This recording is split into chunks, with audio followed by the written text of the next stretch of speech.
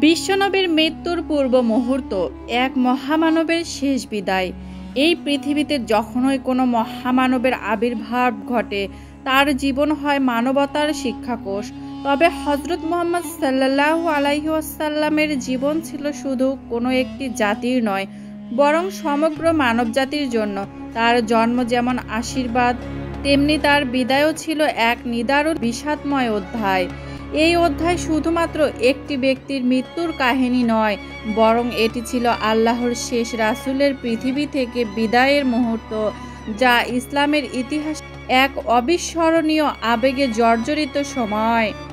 শেষ জীবনের সূচনা, বিদায়ের পূর্বাভাস। হিজরি 11 সালের সফর মাস। হঠাৎ একদিন প্রিয় নবী সাল্লাল্লাহু আলাইহি ওয়াসাল্লাম জানিয়ে দিলেন, আমার সময় ঘনিয়ে এসেছে। তার চেহারায় তখন ক্লান্তির ছাপ, চোখে ছিল ভবিষ্যতের উপলব্ধি। তিনি একে একে নিজের সকল দায়িত্ব সুসংগঠিতভাবে সাহাবীদের মধ্যে বন্টন করতে শুরু করলেন। তিনি বলেন, এক ব্যক্তি যদি কারো ওপর কোনো হক রাখে, সে যেন এখন এসে আদায় করে নেয়। আমি চাই না কিয়ামতের ময়দানে কেউ আমার বিরুদ্ধে অভিযোগ করুক। বিদায়ের প্রস্তুতি। তিনি ওমরের হাত ধরে মসজিদের নববীতে উঠলেন এবং বললেন, হে মানুষ, আমি হয়তো এই বছর তোমাদের সাথে আর মিলিত হতে পারবো না। তোমাদের মধ্যে কুরআন ও সুন্নাহ রেখে যাচ্ছি। তারপর তিনি প্রিয় দাস মুআজ রাদিয়াল্লাহু তাআলা আনহুকে ইয়ামেনে পাঠানোর সময় কাঁদলেন। মুআজ জানতে চাইলে তিনি বলেন, হয়তো আর কখনো আমার কবর ও মসজিদ ছাড়া আর কিছুই তুমি দেখতে পাবে না।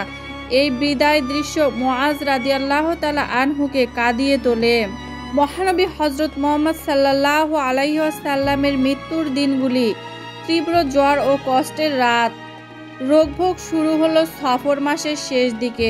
শরীরে জ্বর এতটাই বৃদ্ধি পায় যে শরীরে কাপড় রাখলেই তীব্র উত্তাপ অনুভব হতো। সাহাবীরা বললেন, ইয়া রাসূলুল্লাহ, আপনার কষ্ট তো সাধারণ মানুষের চেয়ে অনেক বেশি।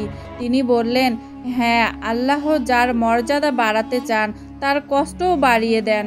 প্রথমে তিনি স্ত্রী মাইমুনার ঘরে ছিলেন, পরে তাকে স্ত্রী আয়েশা রাদিয়াল্লাহু তাআলা আনহা এর ঘরে স্থানান্তর করা হয়। সেখানে তিনি নিজের মাথা আয়েশার কোলে রেখে থাকতেন। দিন দিন কষ্ট বাড়তে থাকলো, কিন্তু তার চিন্তা উম্মতকে নিয়ে। শেষ নামাজ ও সাহাবীদের প্রতি শেষ বক্তব্য ছিল তার। নবীজি সাল্লাল্লাহু আলাইহি ওয়াসাল্লামের শেষ নামাজ ও সাহাবীদের প্রতি শেষ বক্তব্য কি ছিল? একদিন মাগরিব নামাজের আগে তিনি কিছুটা সুস্থ বোধ করলেন। সাহাবীরা তখন মসজিদের নামাজে দাঁড়িয়ে ছিলেন। তিনি তার দুটি সাহাবীর কাঁধে ভর দিয়ে মসজিদে প্রবেশ করলেন। তার পায়ে তখন আর জোর ছিল না, কিন্তু সাহাবীদের দেখার তীব্র আকাঙ্ক্ষায় তিনি এলেন। সাহাবীরা তাকে দেখে আনন্দে উল্লসিত হলো, কিন্তু একই সাথে তারা বুঝতে পারলেন এ যেন শেষ দেখা। তিনি বললেন, হে আমার উম্মত, তোমাদের মধ্যে কেউ কারো উপর জুলুম করলে তাই এখনই চুকিয়ে দাও। নামাজ নামাজ, আর তোমাদের অধীনস্থদের হক আদায় করো। শেষ মুহূর্তে ইন্তেকালের সময় 12 রবিউল আউয়াল সোমবার সকালবেলা কিছুটা সুস্থ মনে হলো, মুখে একটু হাসি ফুটলো। সাহাবীরা খুশি হলেন, কিন্তু দুপুর হতেই পরিস্থিতি আবার খারাপ হতে শুরু করলো। তিনি বারবার বলেছিলেন, সর্বোচ্চ সঙ্গী আল্লাহর সান্নিধ্য আমার কাম্য। এটি ছিল তার দুনিয়ার চেয়ে পরকাল বেছে নেওয়ার ঘোষণা। হযরত আয়েশা রাদিয়াল্লাহু তাআলা আনহু এর কোলের উপর মাথা রেখে চোখ বন্ধ করে বিশ্বনবী সাল্লাল্লাহু আলাইহি ওয়াসাল্লাম চিরতরে দুনিয়া ছেড়ে চলে গেলেন। সাহাবীদের প্রতিক্রিয়া। কান্নায় ভারী মদিনা।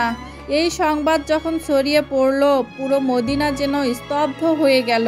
হযরত ওমর রাদিয়াল্লাহু তাআলা আনহা বললেন, যে বলবে নবী মারা গেছেন আমি তাকে হত্যা করব।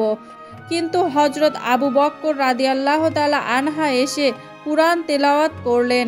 মুহাম্মদ তো একজন রাসূল, তার আগে বহু রাসূল চলে গেছেন। সূরা আল ইমরান। সবাই তখন বাস্তবতা মেনে নিল। কান্নায় ভারী হয়ে উঠল বাতাস। সুপ্রিয় দর্শক, আমার গল্পটি ভালো লাগলে ভিডিওটিতে একটি লাইক দিয়ে চ্যানেলটি সাবস্ক্রাইব করে পাশেই থাকবেন।